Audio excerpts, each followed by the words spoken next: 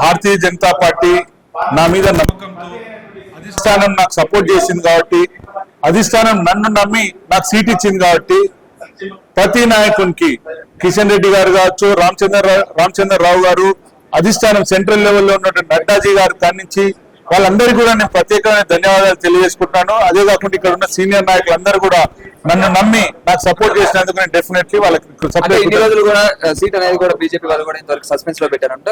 ఇప్పుడు ఇవ్వడానికి గల కారణం ఏంటి? ఇంత లేట్ డెఫినెట్లీ ఒక మూడు రోజులు కొంచెం లేట్ అయినట్టు మీరు అనుకుంటున్నారు, కానీ అక్కడ మా దగ్గర బీహార్ ఎలక్షన్స్ దాని మీద కూడా అక్కడ ఉన్నటువంటి బలాబలాలను బట్టి సీట్లు ఎవరికి ఎన్ని ఇవ్వాలి అక్కడ ఉన్నది కాబట్టి దాంట్లో కొంచెం లేట్ అయినట్టు నాకు తెలిసింది.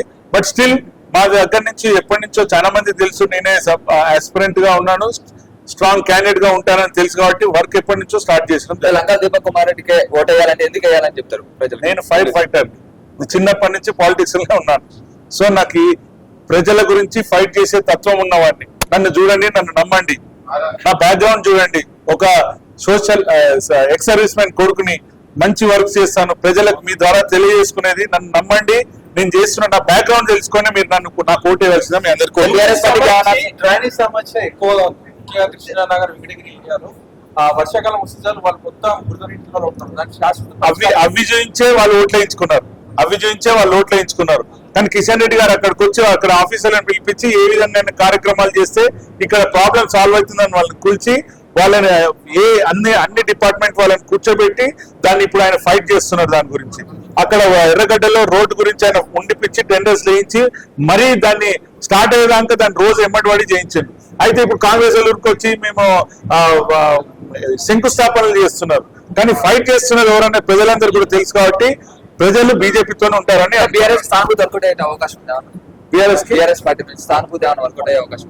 సానుభూతి వర్కౌట్ చేయాలని ట్రై చేస్తున్నారు. హైదరాబాద్ లో అవన్నీ పనిచేయవు. ఊర్లలో కొంచెం వాతావరణం వేరే ఉంటుంది.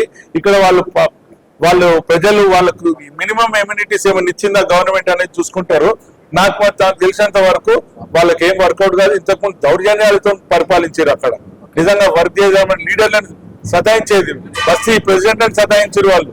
సో ఇప్పుడు ప్రజలందరూ కూడా కిషన్ రెడ్డి గారు చేస్తున్న అభివృద్ధి కార్యక్రమాలు ఉండొచ్చు, మోడీ గారిని చూసి Bharatiya Janata party support. 45,000 majority వచ్చిందని చెప్పి అంటున్నారు కదా, అది వర్కౌట్ అయితే మెజారిటీ వచ్చింది? అంత మెజారిటీ నవీన్ యాదవ్కి 45,000 మెజారిటీ వచ్చిందని చెప్తున్నారు. గెలుస్తాను కూడా ధీమా వ్యక్తం చేస్తున్నారు. ఏ విధంగా చెప్తారు నాకు అర్థం కావట్లేదు. అంటే ఎవరు కాన్ఫిడెంట్ ఉండడు, ఒక ఎత్తు ఓవర్ కాన్ఫిడెంట్ ఉంటే ఏమైతుందో తెలుసా? వాళ్ళకి లాస్ట్ టైం కూడా 2 సార్లు కార్పొరేటర్ నిలబడ్డారు, 2 సార్లు ఎమ్మెల్యేకి నిలబడ్డారు, ఎప్పుడు కూడా గెలిచింది లేదు. ఇప్పుడు భారతీయ జనతా పార్టీ గెలవబోతుంది. ఎందుకని మీరు అడగొచ్చు. లాస్ట్ టైం మేము 7,000 నుంచి 26,000 పోయినాం.